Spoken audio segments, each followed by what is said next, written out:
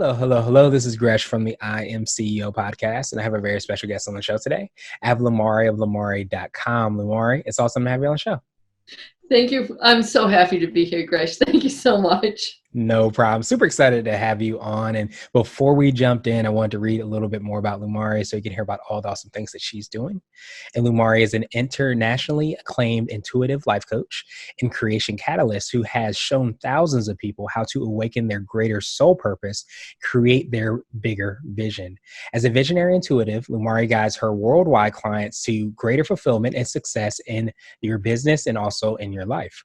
Lumari works with conscious creatives, CEOs, leaders, and change agents who are visionaries in their chosen fields.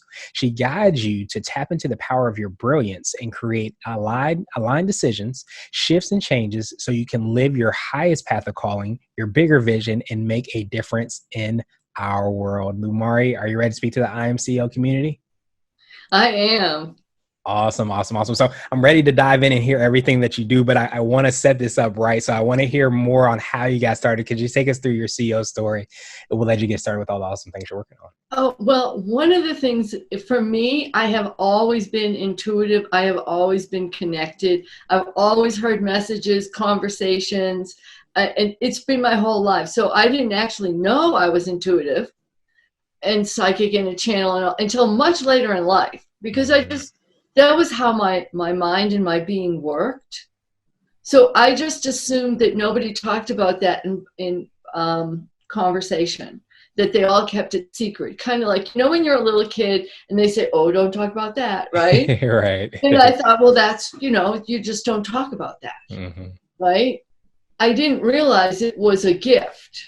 I didn't realize it was actually an inherited gift. I inherited it from my grandmother, but I didn't know any of that stuff until I was in college. And I started saying, because I went to art school, I started talking with people about, when you create and you spin the sculpture around in your head and you look at all the different angles of it, and then you have the conversations with all the other artists. So, and they're like, what? Like, oh, okay. Right. And then my life had many changes in it. And I realized I had connected with a variety of different people. I originally was in Boston, working with coaching different people in a kind of relaxed way. And one of the people I was coaching was a CEO of a big medical company. And I'm just using my intuitive gifts, not thinking about it one way or another. And she had a real dilemma because it was a time where they were doing a lot of corporate takeovers in a sneaky way, not in a compatible way. Like they would just come in and buy everybody else's stock and you were gone. And she asked for different coaching from me. And I'm like, okay, I don't know anything about this, but I can tell you these things. And it started off kind of in a friendship way, right? Because we were coaching together. And I started telling her on how to be the right CEO for her board, what qualities she needed to use for each person. And I would hear the different conversations about spiritually, but intuitively, the timing of this different launch, how to diffuse people's fears, all of this stuff, which is not my innate knowledge, meaning I have no experience in big business like that, right? And I guided her through that. And after 3 months, she owned nobody was taking that business from her. Everybody on the board loved her again. And she took it to a whole other level. And she wrote me out a really big check. There you go. And looked at me and said, you need to do this for your business because you just saved me about $75 million. I'm like, oh. Okay. Yeah, that's how it started. That makes so much sense. I definitely appreciate you because I think so many times we sometimes see the signs of our gifts or things, and sometimes we don't walk into them. But there's nothing like a huge check and that reminder of saving $75 million for the universe to say, hey, you need to be doing this, and for you to actually walk in through that. Yes, and that's part of so we have a lot of different gifts that a lot of people don't, whatever reason, don't appreciate the totality of themselves. Mm. So they might be applauded, like if we do it in a really mundane way, people might be applauded on being an athlete, and nobody really cares how brilliant they are as a poet or a singer or a CEO or a business expert, because they just see them being the athlete and shining. And we're usually supported on one or two different gifts that we have, and the other ones people don't pay as much attention to. And the whole of you is what wants to thrive. All Yeah. those parts of you. Yeah, and I imagine too that's, I think a lot of what we do and who we are, we want to be recognized, we want to be appreciated. And as you said, that word totality and the totality of who we are. I think you want that recognition, you want that appreciation. So it's great that you're able to kind of understand that about people and kind of tap into that. So I know I touched on it a little bit when I read your bio. Can you take us through exactly how you help people, of course, find that, but also excel and execute in their totality of who they are? Oh, thank you. Yes. So when I'm working with somebody, I am tuning into, yes, I'm tuning into their business and the goals and the dreams that they have of their business that they know of right now. I'm tuning into who they are as a person. So a lot of times, like we were just talking about, you may have gifts that you don't necessarily think apply to your business, but actually they do, because that's the reason you're the CEO. It's not just that you can lead the whole company to X, Y, and Z. It's much more of who you are as a leader, who you are to guide the whole company, to keep the integrity, to keep all that energy going. That is really something. I'm going to... Okay. Cool. And so it's about who you are, the totality of you as a leader, as a person, as a visionary. So when I'm looking at you as the CEO, let's use you as the CEO, right? Mm-hmm. Then I'm looking at you as, okay, yes, it's your company. How is your company going to shine? What are the next steps? What's your vision? What's an even bigger vision? Because a lot of times our vision is what is about capacity as opposed to what is going to fulfill a whole other level of vision. Mm-hmm. And then also when I'm working with the CEO, I'm looking at their staff. So I am looking at who on the board of directors that you're working with is on your side, who is confused, who needs help, who needs a little guidance, whether the timing of this new launch, whatever it may be, is actually good. So I've worked with people at Apple and HP and a lot of things, looking at, okay, you got a glitch that you don't know. And that's because everybody wants to look so good to you that they're not telling you that there's a little thing here that's kind of, because they don't want to feel that they have failed you.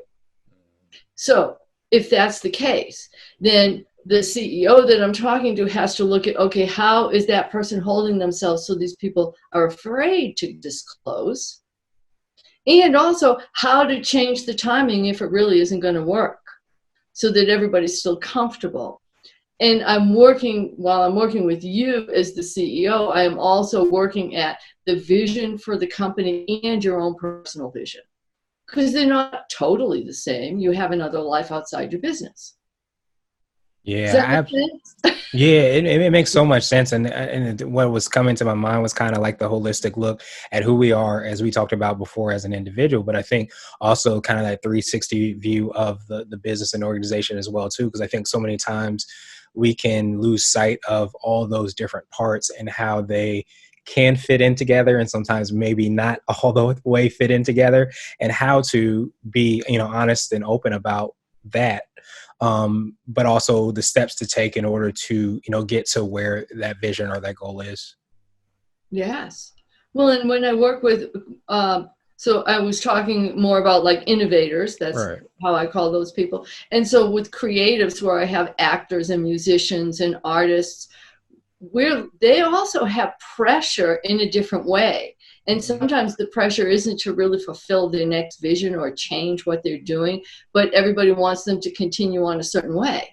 And so how do you have those things coincide where you're still connected to your business as an artist, but your voice is not limited by the numbers that people are saying you need to fulfill? Yeah, and that's insanely powerful because, so many times um, you may not see for yourself exactly what vision or how high your altitude can be. Yeah. But I think, as you said, a lot of times externally, it might be other people seeing you in a certain box and not seeing seeing the holistic part of who you are and what you're able to accomplish and the heights by which you're able to achieve as well. Yes, exactly. And Awesome. I'm working with you to be able to open to your bigger vision. Mhm. Because when we think of things more in accomplishment mode, then when you get to a certain place, we can say what's next, but you might be confused. But if you know your bigger vision, you know that you're growing into this, and then you might move like this, and then you might open it up, or you might narrow it down because your bigger vision might be more focused. Mhm.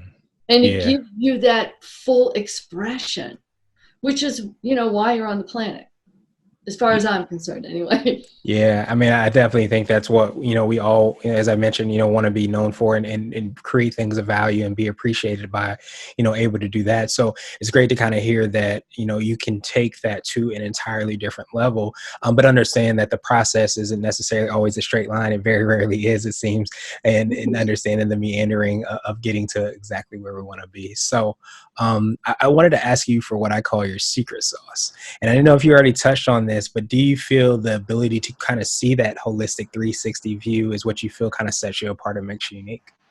It does. Because I can see, so with my gifts and also my own personality gifts as well, right? I can see the totality as well as see where you are right now and the steps that led you there. And so that is really important for my clients, but also for all of us to be able to look at and understand, okay, I'm here. All right, I want something bigger, or I feel like there is something bigger, even if I don't know what it is yet. And to also see the pathway.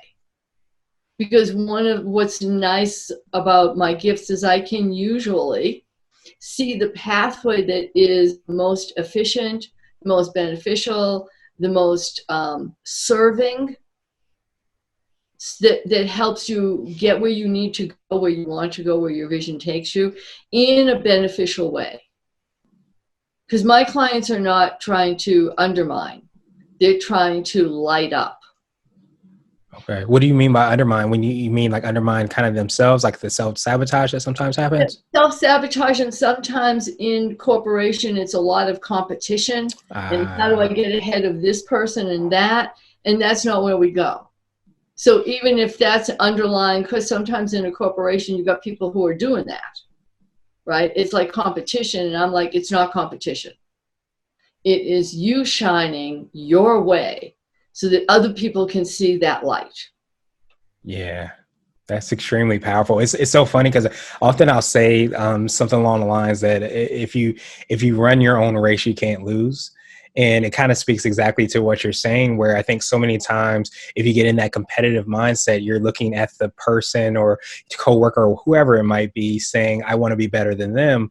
But I think if we step into our gifts and our talents and the things that we do best and shine as much as possible, then nobody's going to shine in our way to the level that we can because we're running our own race, so to speak. Yes, and look at how much more fulfilling it is to be you, Mm. right? Unless you're a person who does impressions of other people, and that, yeah, you just want to be you otherwise. Right. Exactly. And I think it's exhausting. What does it say? Be yourself because everybody else is already taken. So you got Yeah. to make sure that you're doing that. So I love that you do that and you're able to kind of help people to find that what they already may know, within themselves and execute on that as well too. So I wanted to switch gears a little bit and I wanted to ask you for what I call a CEO hack. So this could be like an app, a book, or a habit that you have, but what's something that makes you more effective and efficient? Oh, what I always tune in first. So now, other people will look at it like it is, what am I feeling? What is this? Is some people call it their gut instinct, Hmm. right? To me, that's basic, right? So I tune in many different ways to check how I'm being. If I'm distracted, right? I want to check in and say, okay, what's distracting me? Let me move that away. Okay, now I'm tuning into what is the best possible energy I can be in right now to move this forward, whatever the this is. Now, that's how I'm working for myself in my own business. It's also where I'm coming from with my clients. So they can be telling me things that may actually be distracting. Like this is happening, this is happening, blah, blah, blah. How do I do it? And I'm like, okay, wait.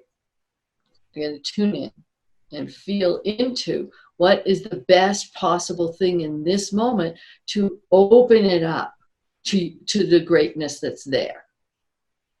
Does that Yeah, make sense? it makes so much sense. It's extremely powerful. And I don't know if you would, I guess, call it like a synonym to like being present Yeah. in so many different aspects. Because I love that tuning in, because I think so many times we're always looking ahead or looking behind.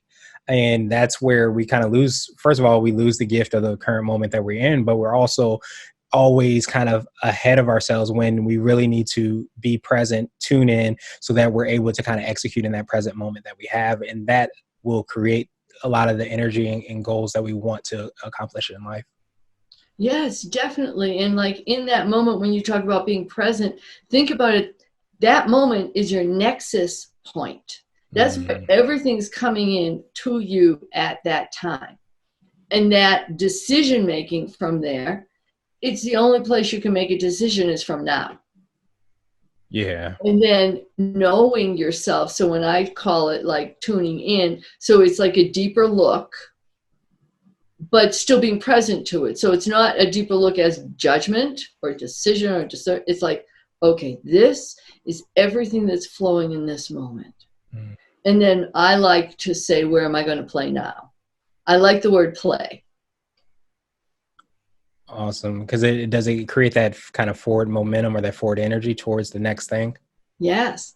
And when you say play, then your eyes sparkle. Mm, yeah. When you say, okay, now let's get to work, it's like, okay, lift that, move that. Okay, when you say, where are we going to play next? It's like all of a sudden your imagination comes in, your joy comes in, your creativity comes in. Everything else that you all already do to make things happen is there. But the playfulness allows a vision of things that there's more opportunity in it.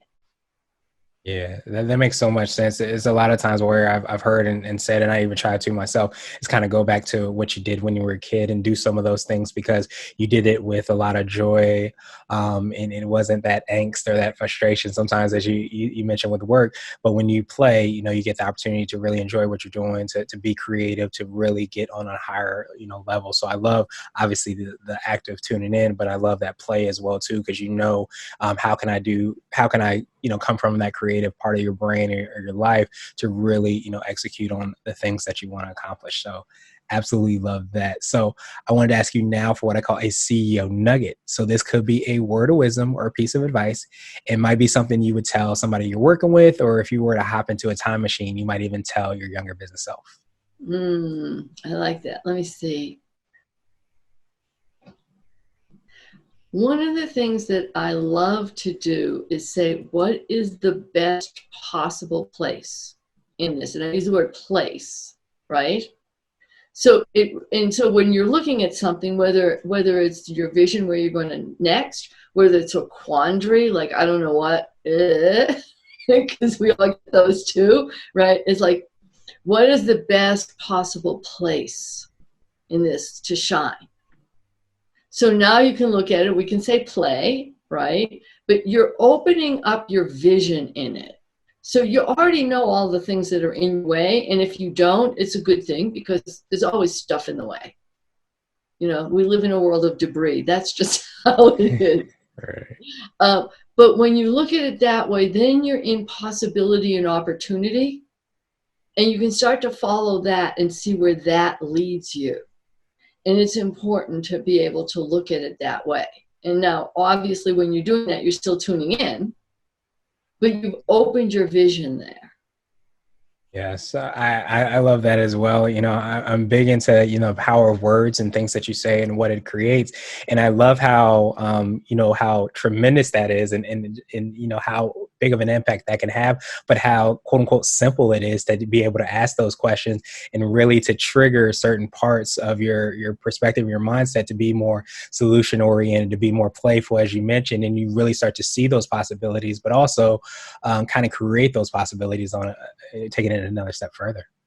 Yes, exactly. That's exactly it. And when we're talking about that, and I really do, I love like quick sentences, short, even though I know that when I have moved into them, I have created them from a very powerful, intense space. But I like the simplicity of it because I can remember that one. Exactly.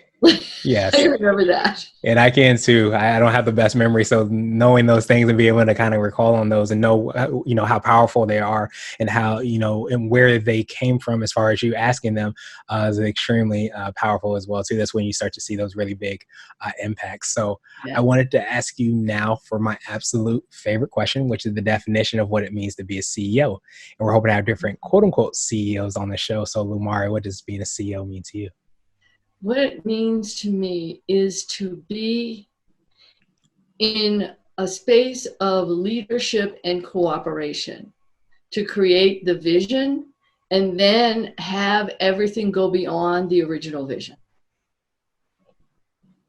I So love that. it's being in leadership, but it is in a collaborative way, so that you get to listen to all of the other things that create and bring your vision, bigger vision into reality. And then you can keep on going from there. Yes, absolutely. Yeah. And I think too, I love that because you mentioned the things, all the other things to kind of collaborate with in order to create that vision. How sometimes when we, I think, come from that place of collaborating, it takes what we sometimes have as a vision to an entirely different level because we're collaborating, we're creating something that's so much better than it would be if we were just doing it by ourselves. Yes, and the openness. So it's when you have the right team, of course, because that's what we're talking about anyway, then everybody has the whole best interest at play. And so you imagine all of that genius coming together, and you might be the orchestra leader, but you're not playing all the instruments. Right.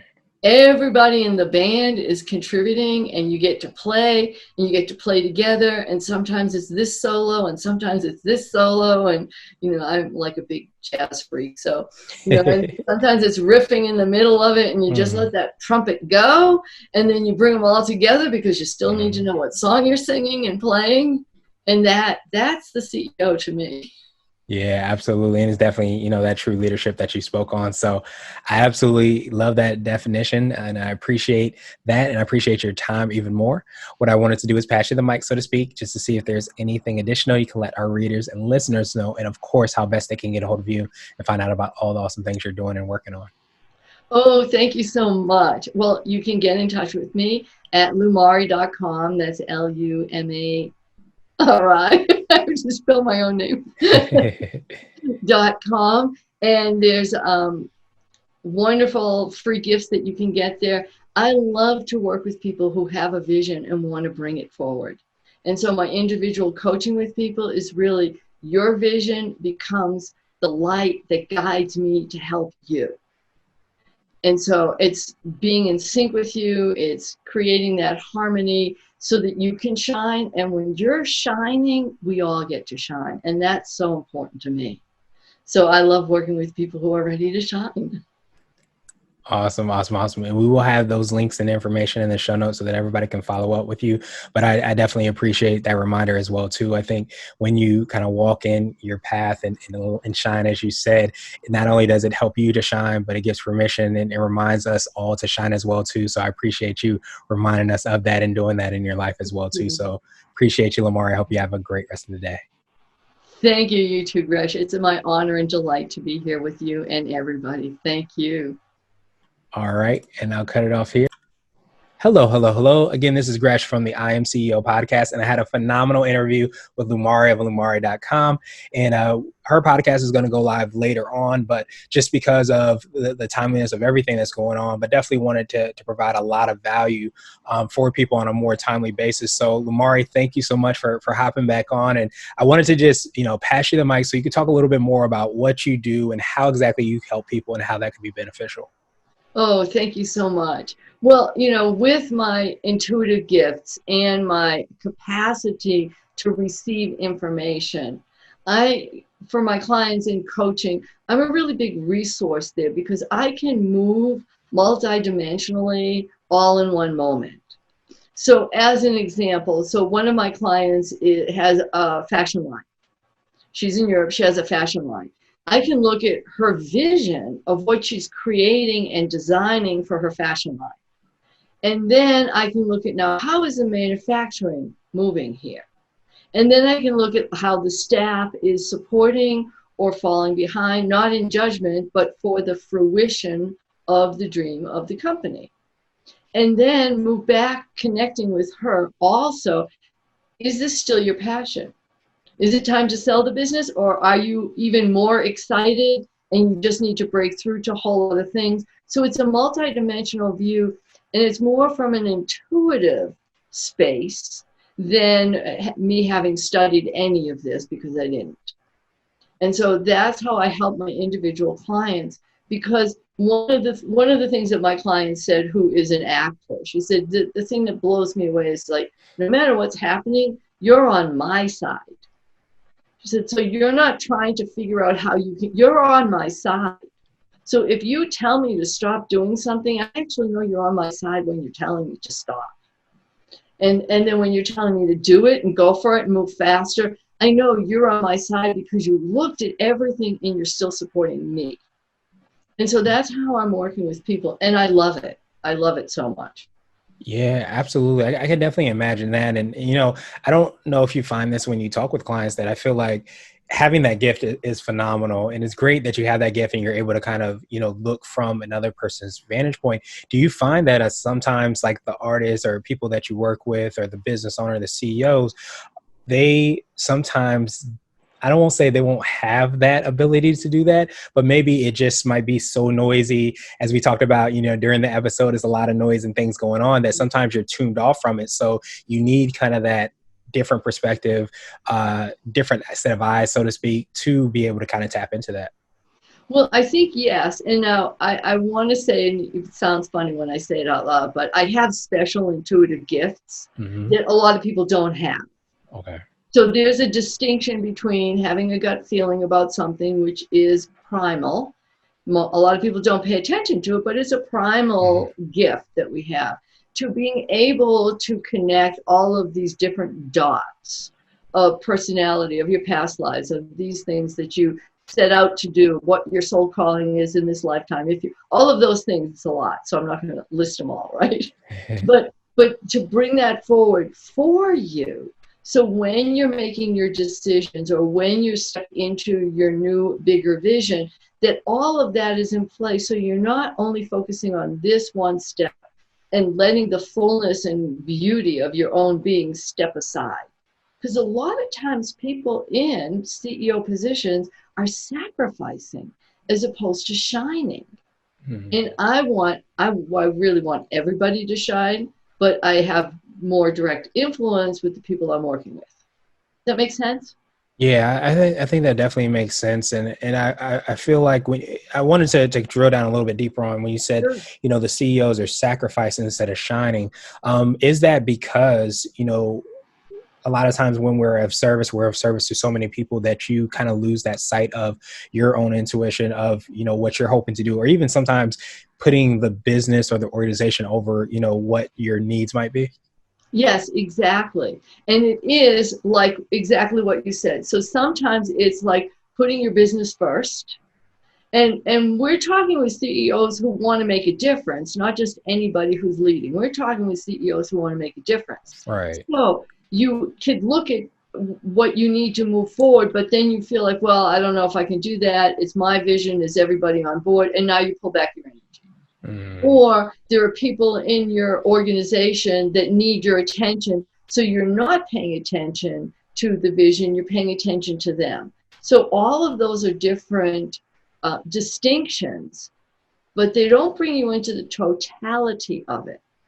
And once you're in the totalities, you're shining, they're shining, the vision goes further. People who can't shine with you and aren't on board, so to speak, they get to follow their other passion. Whatever is calling them, they might be there now, but they may not want to be there forever. So they get to be free to follow their own way. And that makes the CEO supported, makes the CEO able to be the visionary. Or if the CEO is really more in line with business and not in the creative, they get to bring those creative people on board. And now everybody's shining because the creative people are in something that's financially exuberant. And the CEO is leading the way to have everybody with their vision and their gifts come forward. And if you're sacrificing, you're not having as much fun. Now it's a burden. Mm-hmm. And that's not what we want. Yeah, absolutely. And I know we talked about, a lot of tactical ways where we're talking about work versus play, when we talked about, in the interview where you get that excitement around play. And it makes, just so much sense, because I think when I sometimes say, like, when you're in that middle ground, that's sometimes the worst place to be, because when you aren't making a stand for, who you are, your vision, what you stand for, you will potentially lose people, or people may not want to follow that vision. But you not only make sure those people aren't, I guess, following you, but you also give them kind of that freedom to be able to find that vision or whatever they want to accomplish. When you're in that middle ground, it's sometimes, and I don't know if you find this to be the same thing, where you don't really know exactly what the vision or what the goals are, or what you're doing to accomplish, when you are sacrificing so much that you're not kind of fulfilling and accomplishing that vision. Exactly. And so for me, like, my understanding of all of us here on this planet, this is what I feel.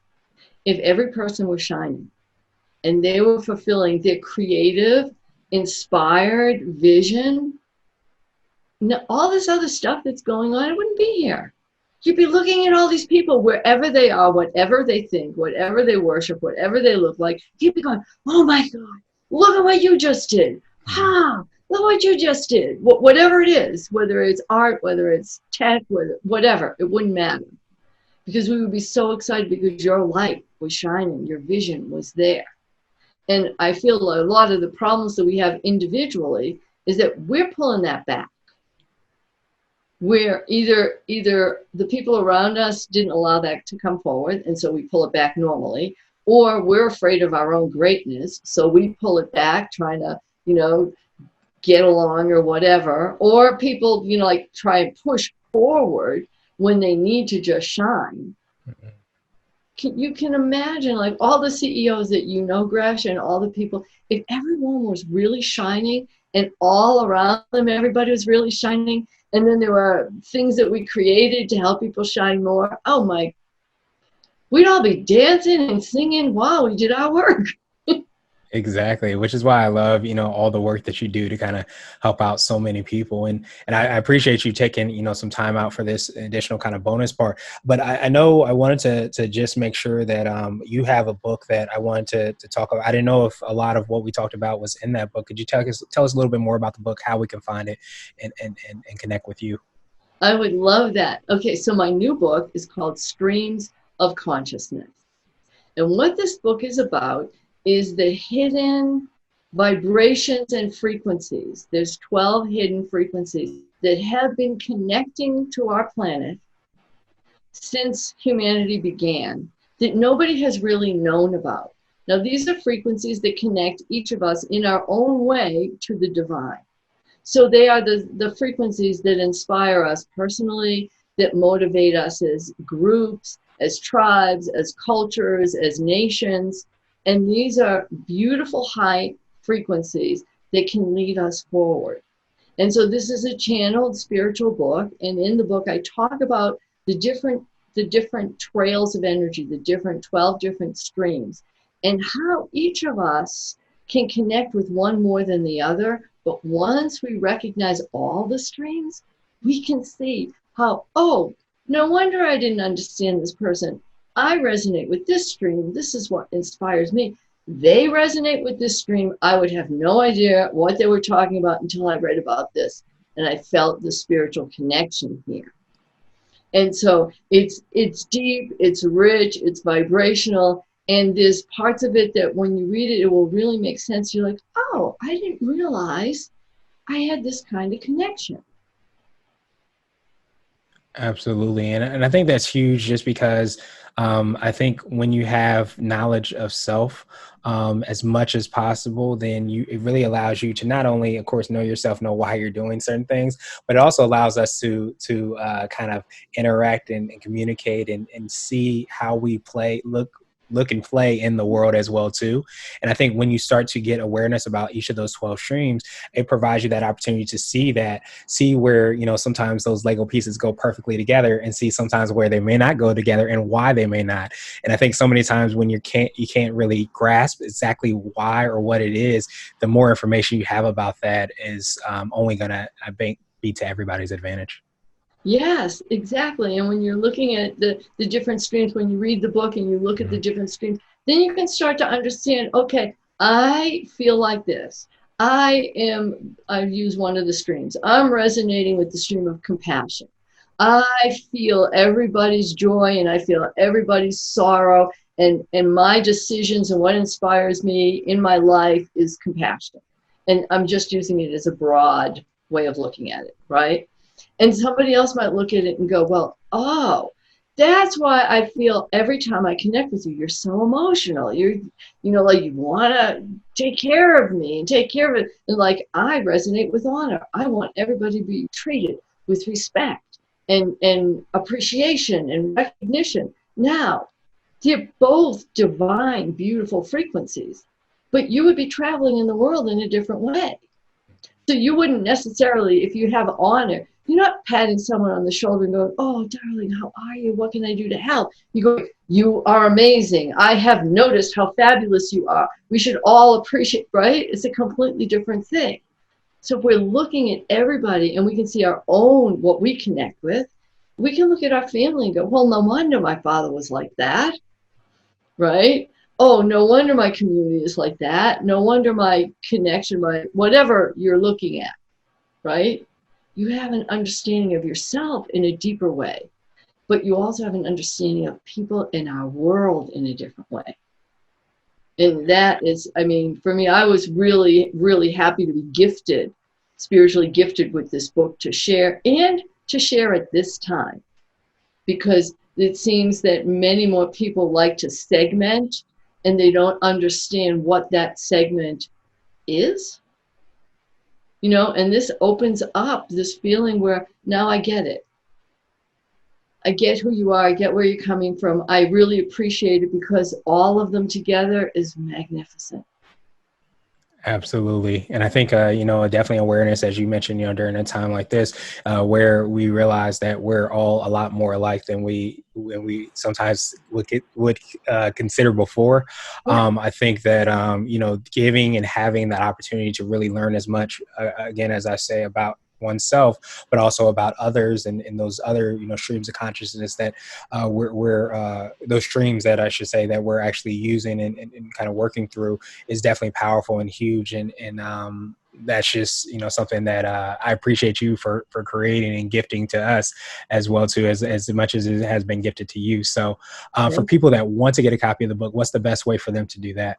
Well, the easiest way is to go to Amazon.com and you can look up Lumari, because it's easy if you just look up the author, then all the books come up and you just click it and get it. Okay. And I have free gifts for you too. So I actually have created a journal that you can download from my website. Once you get it, there's links in the book so you know how to get to my website, lumari.com. Okay. But I've created a journal. So as you go through the book, you can start writing down your insights about yourself, about other people, what it means to you, so that because a lot of times also when we read something, we don't really capture all of the insights. Like you can have so many insights and then you go, well, what was that just occurred to me that seemed really powerful and now I don't remember what it is, but I really wanted to integrate that. Well, now you have a journal where you can do it. And I have some meditations and other things for people so that you can really get into that beautiful zone of yourself, connect with greater joy of who you are, and then start to understand these on these deep, beautiful levels. So you get to understand yourself, but you also get to understand how we humans are, in this world and what inspires us. Yeah, absolutely. And kind of having and being, dialed into that and tapped into that is definitely, again, that's something that's powerful. That's the word that just kind of keeps coming to me. So we will definitely have the links and information in the show notes as well too, so that everybody can click through and connect with you. And of course, get a copy of the book as well too. But I appreciate you for, of course, creating the book, but also that companion kind of journal as well too, because as you said, to really retain and take in that information, it's important to kind of be active when you're doing it. And to have that companion piece is definitely a phenomenal thing. So I appreciate you so much again, Lumari, and I hope you have a phenomenal rest of the day. Oh, thank you, Gresh. It is my honor, my delight, and just a blast to be here with you. So thank you so much.